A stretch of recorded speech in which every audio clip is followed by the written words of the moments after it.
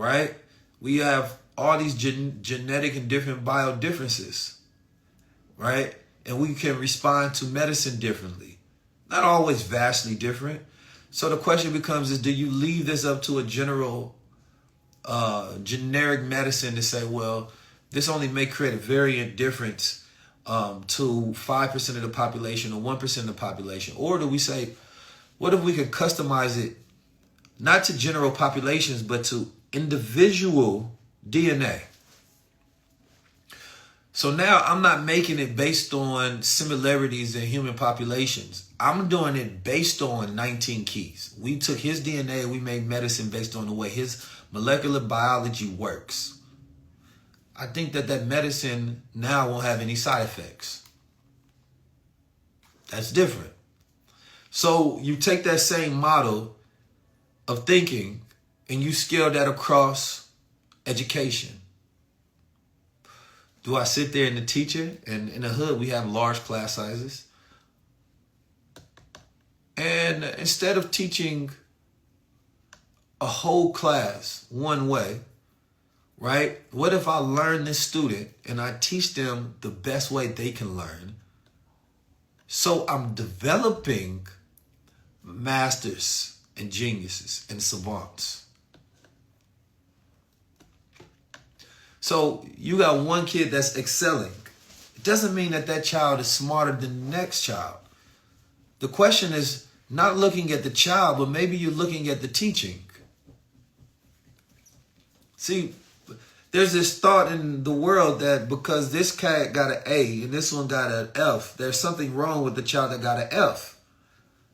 But if you have an AI system, then you would then configure a way to teach that child in a manner to where they get the A as well. Not trying to get this child to conform to the way that this child learns so that they can bring up their grade. Because one may say, well, based on our conducted studies of their biology and study them and through class and their habits and the way that they think, we found that this child is more of a visual learner, right? And they learn during these times of the day, and they learn utilizing this language, and they learn utilizing these examples. And we say, okay, now let's give them completely different tests. Let's give them completely different work. They may learn by actual real world experience. They may learn by smaller groups or individual or large class size or integrating games. Because the goal would be to increase the aptitude of each individual based on their gifts, skills, and talents. So this is where the customization of education comes in, right? It's like instead of having a teacher, you have a tutor. Because what do we see when children get tutored? That grade starts to go up because they're getting specialized teaching, because the tutor is not just teaching the student, they're learning the student. So the student is learning themselves. So therefore, they have the ability to now learn better. So what we would attack in society is learning. And so these are the type of conversations we'll be having in the High Level Club. It's going to be a brave space for everybody, so that you can become better. You understand me, as society. And one thing that we're going to do in High Level Club is everybody is going to be getting their own file on themselves so that you have a customized way of viewing the world based on your strengths. So we've done this before, but I've actually refined this now so that everybody will be getting, right, a report. And I've customized this report so you're going to know yourself more than you ever have. Now, I'm going to leave with this.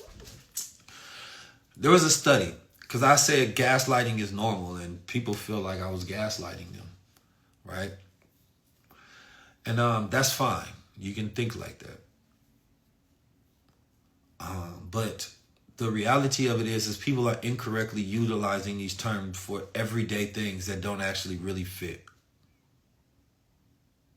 Sometimes it's just disagreeing. Sometimes it's just being challenged. But they did a study and they shown that self-awareness, right, is the key to being resistant to gaslighting.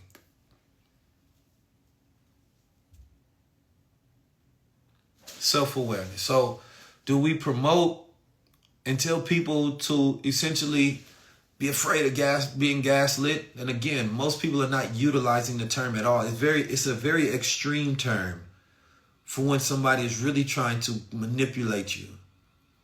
Or do we increase self-awareness that resists and becomes essentially making you immune to gaslighting? I would say, let's give the immunization. Now, listen, this book that I put together, it has, I ain't gonna lie, this I've gotten really good over the last few months. Somebody say, I disagree 100%. I know, because you haven't gotten to that level to where your immune system, your mental immune system can handle gaslighting yet. So in a world where they got bots that can so-called gaslight you, I'm not going to stop them from creating bots, but I can make more resilient human beings that are bot resistant, propaganda resistant, gaslight resistant.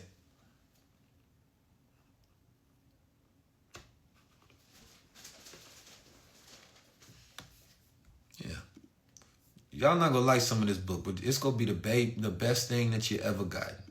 Because it's really going to allow you to have the tools that's going to make you one of the strongest human beings on the planet. You're going to be like, God damn, man, I'm different now. And you're going to realize that a lot of the world is making you weak. White people can only gaslight weak people. Anybody, you can only gaslight somebody that don't know themselves. So if you're consistently being gaslit, then that represents that you don't have enough self-awareness yet. You think you're going to stop the devil from being the devil? I would rather make you better at being godly, being more godlike. The devil can't gaslight God. He can't. God ain't worried about the devil. I already know you the devil. But the whole idea is that the devil gets you to think that he's not a devil. But if you have self-awareness, you say, that's the devil. You ain't tricking me. Then you start laughing. The devil trying to convince you, bro, I know you the devil, bro. Stop it. Stop it. I ain't listening to you. This nigga straight up devil. That boy, I thought he had me. You thought you had me. You thought you had me. It's different. You know, so I think once you read, it's going to challenge the paradigm, but it's going to grow the paradigm as well. Right? So our book club and the high level club, y'all going to be the first to get access to the book this month. And we're going to have a discussion about it as well. So we're going to put together a webinar, and I promise you, I think this is going to be one of the best forms of therapy that you could ever take. Because when you learn, you grow. And you grow to a point of capacity to where it's very hard for the world to bother you anymore. You know, you can grow so much that the things that you've been through as a child, they don't even affect you anymore. You would think about things and be like, I'm so much bigger, and those things are so small now that they don't even matter. Right? You would laugh at it like, but I was really tripping about that. Like, damn. You ever did that with somebody that was an ex, to where you thinking about your past like, man, they really used to bother me. Now imagine them trying that same thing and how much bigger you got. You just laugh at that. Like, well, you thought that'll work again? You crazy. That's growth. That it almost becomes comical that they believe that the same things could trigger you. That's growth. You get to laugh at the past like, they're trying the same thing. They don't even know. They don't even know. I'm different now. You feel me? Now, here's the thing. You could look at that in different ways. You could instead internalize it and be so mad and soaking in it like, they really tried to hurt me and they did these things and I'll just feel so bad. And then you get in other circles and groups of people and talk about how bad people did you. you're maximizing it and increasing your survival mode because you're actually making the threat much bigger. So people say, don't minimize my feelings. Well, I'm not going to maximize them because sometimes you don't want to give too much space for a feeling. But, you know, and then that's like the rise above emotions into the thinking of a God talk. And that's more my masculine way of doing it. And the world needs that masculine guidance. Then there's the feminine essence of it, right? It's going to be more soulful and nurturing and spiritual, right? That's nature. That's nature.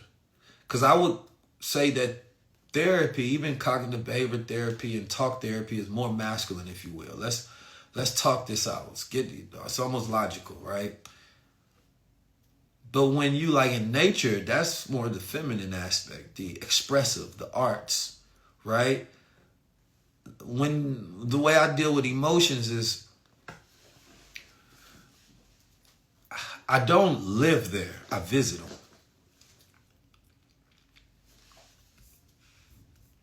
I don't live there. Sometimes we got friends that are a little toxic, right? But you couldn't live with them, but you could visit them. Sometimes you got friends that's emotional. You could talk to them a little bit, but not all the time. Sometimes you got friends that's just angry at the world. You know what I'm saying? You can hang out with them a little bit, but I can't just keep you in a circle all the time. That's how our emotions are. They're like friends of ours that we can visit and give them. We can listen to them a little bit, but we got to get back to our zen and our place. So in my house, it's zen. I might go out there, call a friend here, right? Man, these motherfuckers is tripping. These white supremacists, the devil. Well, boy, I hear you. But I can't have that all the time. I had no time to goddamn think. So what a lot of people are doing is they're moving the emotions in with them.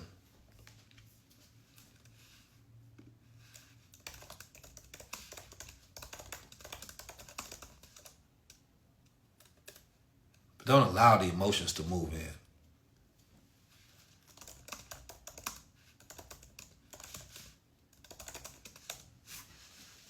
So if you're enjoying this talk, make sure you press High Level Club so you can get deeper insight on that particular idea as well.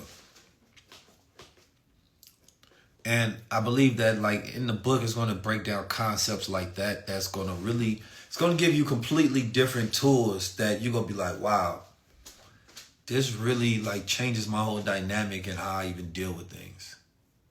Right? My good sister said that's easier said than done. Everything is easier said than done. That's the whole point. Like speaking something is the easy part. Doing something is the challenging part. Everything is easier said than done. Literally. Everything is easier said than done. Shout out to Dr. B. Serious in the building. Oh, man, that's a good brother right there. You know you got good energy, a person he increased the vibe in a room. God dang, man, he over there digital with some of that energy. Dr. B, something different. But everything is easier said than done. I'm about to go to the gym and work out and have my greatest gym day ever. And I'm going to hit new PRs. And tomorrow, I'm going to make $10 million. Hey, it's easier said than done.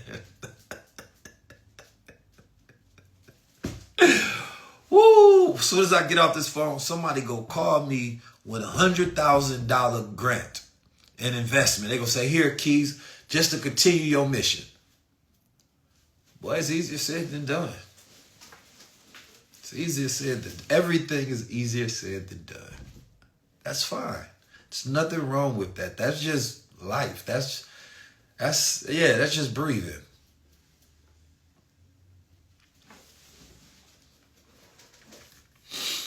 You know, but the goal is to get your words align with your actions. And once you do that, you actually create a different reality. That's the idea of manifesting, right? It's just about getting your words aligned with your actions. That's what manifesting is, right? The way you see it in your mind, the way you see it in reality. Because thought has weight, right? So it exists in this world, but can that become so powerful that it changes the outer world? Look at Dr. B. Sears. Actions speak louder than words. So again, when you work to speak with your actions, then it all becomes easier.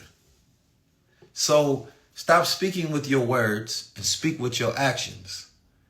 And then watch how, and what is this idea of easy, right? Like, try something very hard. I want you to do this. Try something very hard to do. All right. Now, you can only do this if you trained in it.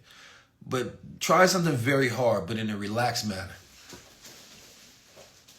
You know, I freestyle with my brother, Dr. B. Sears, and I freestyled on Sway. Now, I was told that that's one of the top 5 freestyles ever on the Sway universe that they've ever seen, because the complexity and the difficulty in which it requires someone to be freestyling, listening to 5 different beats, right? Different beats coming in succession while being thrown concepts and words in public, on radio, live. Man, the average person be sweating bullets. The average rapper, man, have a heart attack. You told them to do that. I ain't gassing myself up. I happen to be one of the greatest in the world. What Lil Wayne say? I'm the best to ever do it. Yeah, I'm him. Best to ever do it. Just think about it. That was you. And you sitting there, you in New York at the radio station. Sway says, you in the Valley of the Hyenas. He turned on the beat. You like, oh, snap. You got 0.1 second to get prepared. They're going to throw in a beat you never heard before. And then he says, I'm going to throw you concepts and words. Concepts and words? So now you have to think, then do at the same time. But how can you do that?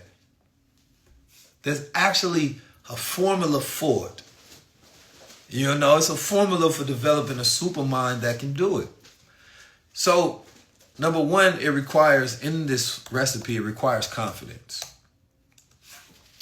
In that moment, you can go 2 different directions. There's a version of you that gets anxiety, that gets stressed, and you start thinking about, what if I don't do this right? What if I do this? What am I going to... That mind right there, that little animal mind, it starts smacking you up in the face.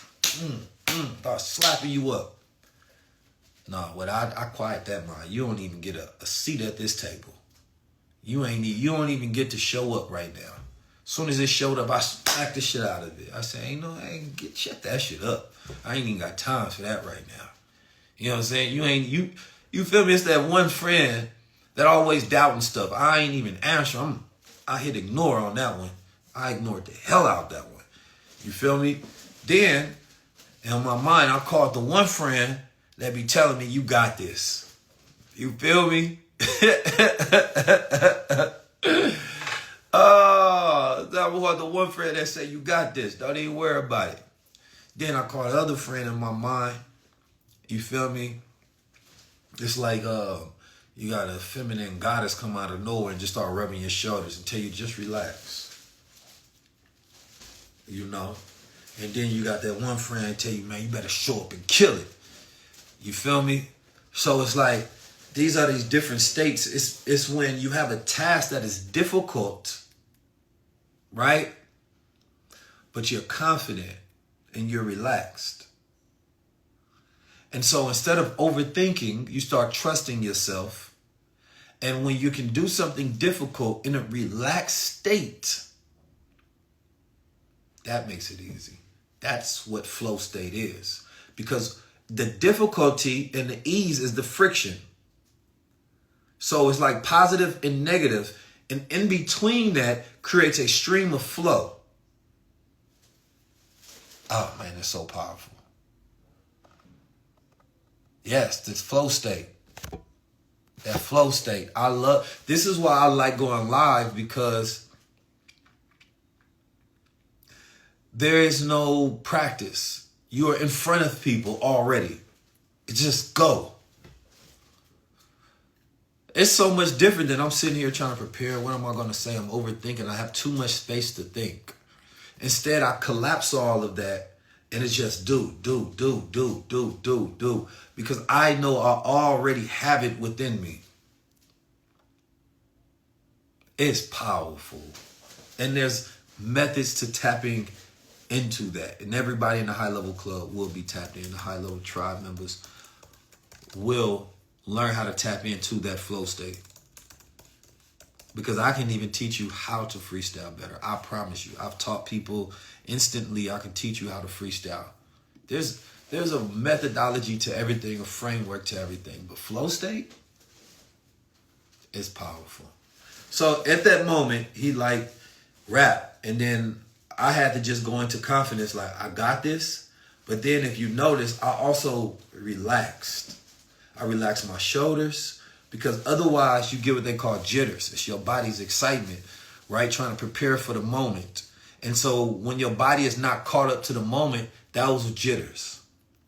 So in communication class, we'll be teaching on the fact that in order to get rid of jitters, what you end up doing is you'll do push-ups beforehand. You will do jumping jacks beforehand, right? You do something that gets your body up to the moment to where, okay, now you already excited and exhilarated. You don't need no more preparing. You can just talk now.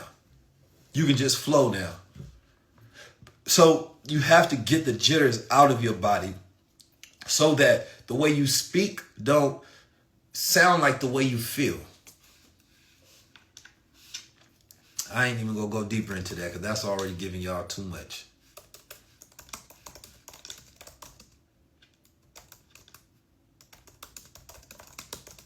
This is first of all, when I'm consulting somebody behind the scenes, man, they charging me $20,000, $30,000. I'm charging somebody $20,000 for one of these kind of sessions to give them this kind of game. It's different. This ain't no regular. You feel me? You getting from the best speakers in the world.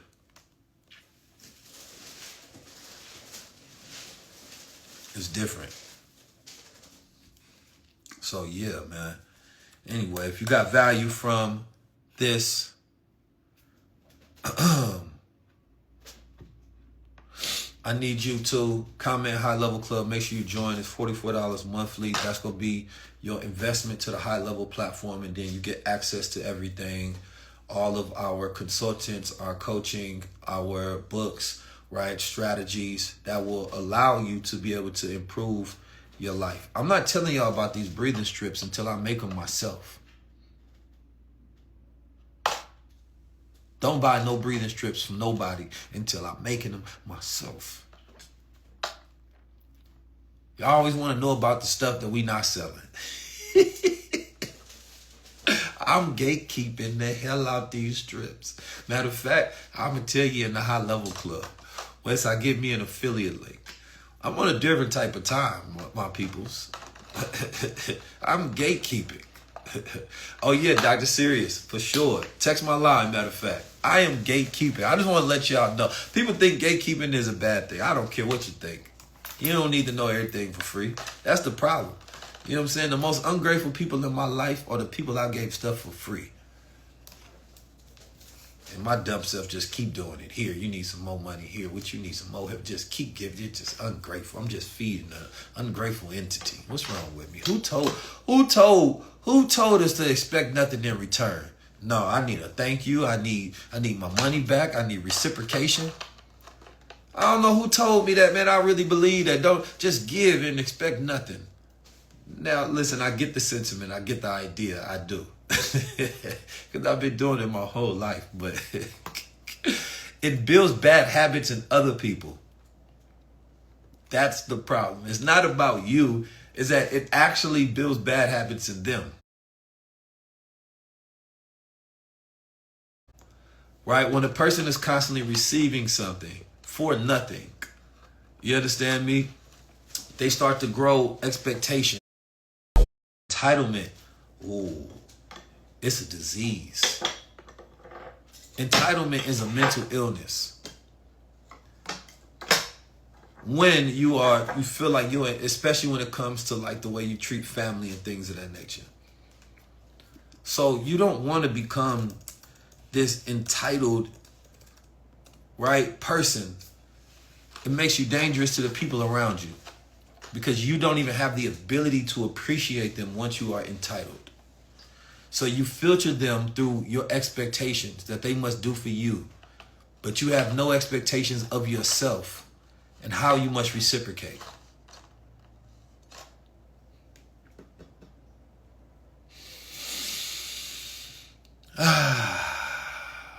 Entitlement is the worst drug on the planet. Do not get high. Don't get high off entitlement. I promise you all. It's going to turn you to a buster. Straight up buster. I cut off all people that was entitled in my life. Because I realized they was tripping. You feel me? I'm over here granting real opportunities, giving away real money. You feel me? Giving them real game and mentorship and consultation and showing up and presence. And I'm like, bro, I realized they don't appreciate none of this shit.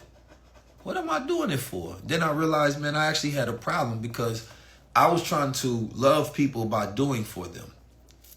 And I'm like, no, I don't like that. You feel me? I needed to feel validated by what I can do for people as like this form of love. And I'm like, nah, that's something wrong with me. And then I'm turning them into some entitled suckers. And then somebody else may do a 10%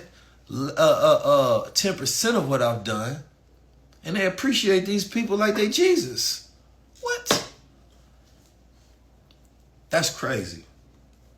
Some of you all are like that today. You appreciate people way more than the people who actually done something for you because you think that the people who've done something are supposed to.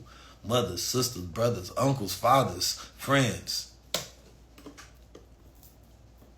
Yeah, it's the same thing in reality.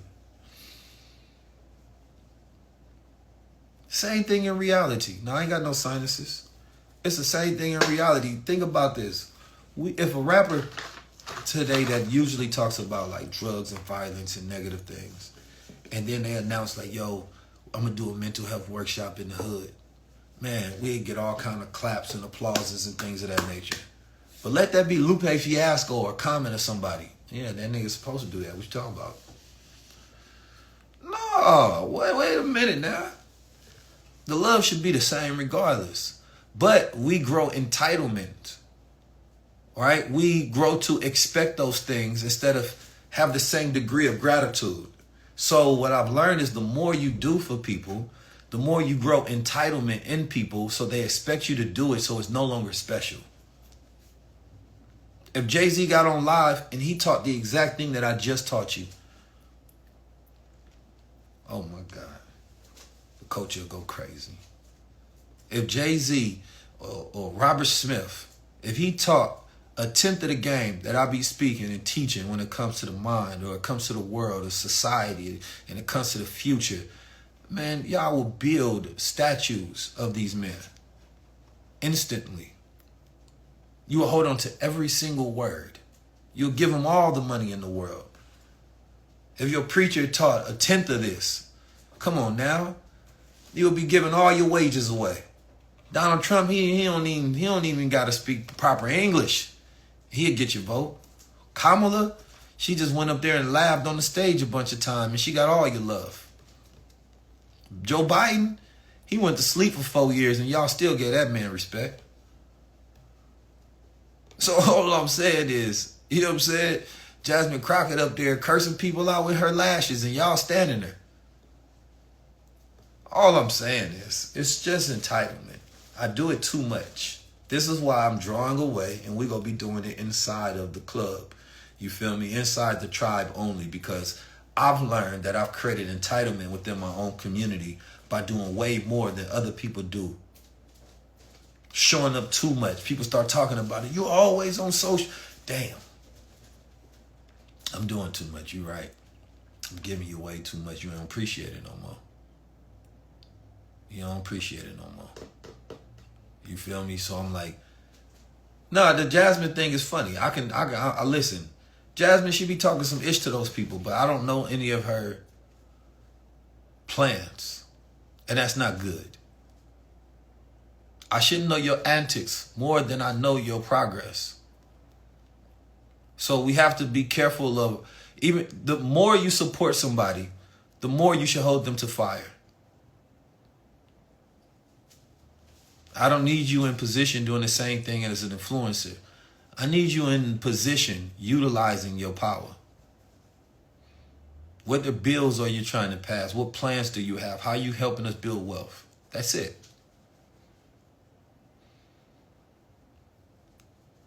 So no, we still gonna be doing these videos and these lives. They're just going to be behind a paywall. Because if you really appreciate them, then you don't mind paying the value for them and investing so that they can continue to have increase in your life. But, you know, I'm working on, you ever worked on $1 billion problem and a $5 problem at the same time?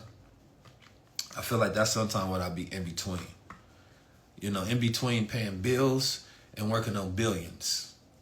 Sometimes that's where I be at. And I have that type of mind that you don't want me thinking about, you know, hustling at all. You really just want me purely focusing on transforming the world, because that's where my brain is best. And so some of our greatest thinkers in the world, they actually don't have time to think. So when I look at Elon Musk, Donald Trump, Peter Thiel, and all, like, what they end up doing is they fund their greatest thinkers.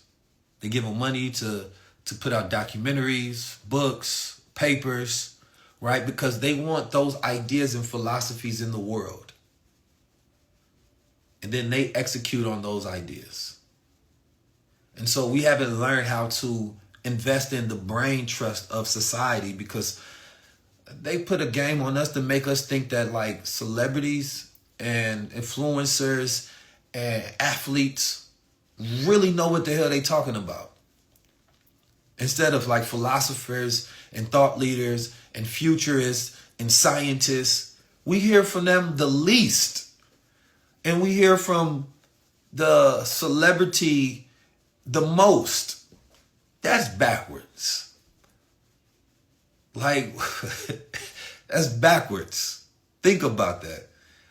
So if you are to become a billionaire and a decamillionaire, you have to then think, who am I funding?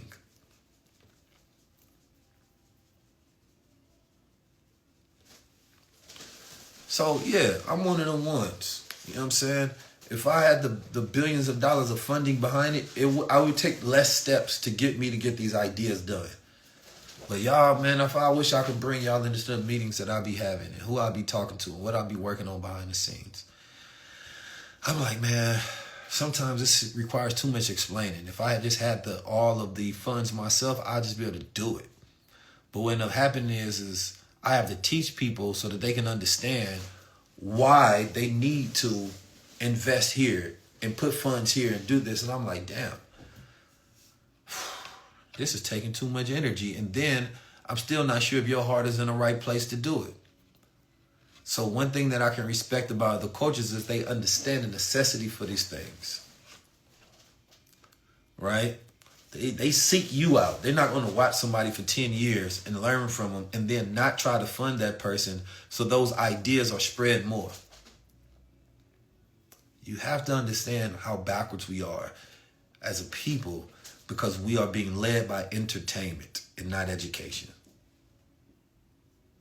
And so if you're spending more money on entertainment than you are education in your life, then you realize why you broke as a joke.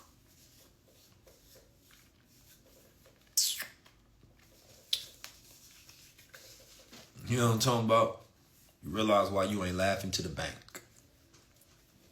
You know what I'm saying? I was writing this song, y'all. I was freestyling about this song. And I'm going to end on this point because I got to go. In the song I said, what did I say? I got a sample. It's on my phone. I can't play it, but I said, um, get you some money. Get you some money. You ain't broke. I say, get you some money. You ain't broke. Damn, how I said. Get you some money. You ain't broke. You better get you some money. You ain't broke.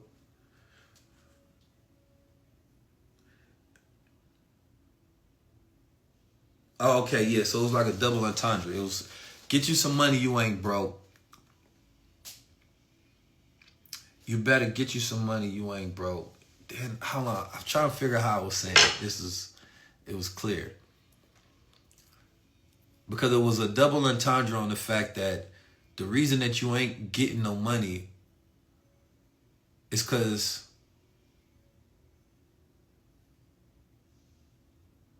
I don't even remember. I'm trying to figure it out. I'm going to play that to y'all. It was good. I don't know how I forgot it. It was, get you some money, you ain't broke. Ah, there it go. I still got it. It say, you ain't broke. Get you some money, you ain't broke. You just broke. Right? And the idea was that there's a lot of people, right, that's broke. And all they need to do is get them some money. Meaning that you ain't broken. You feel me? And as you acting like you broken, but really you just broke. You feel me? And then that's why they say, get you some money. You ain't broke. As in like you're not broken. You feel me? And so there's a lot of people that don't realize that they acting like they broken, but they just broke. That's it. Just get you some money. You ain't broke. You just broke. You know what I'm saying? You ain't broke. You just broke. Just get you some money. You feel me? And I remember one of the lines I said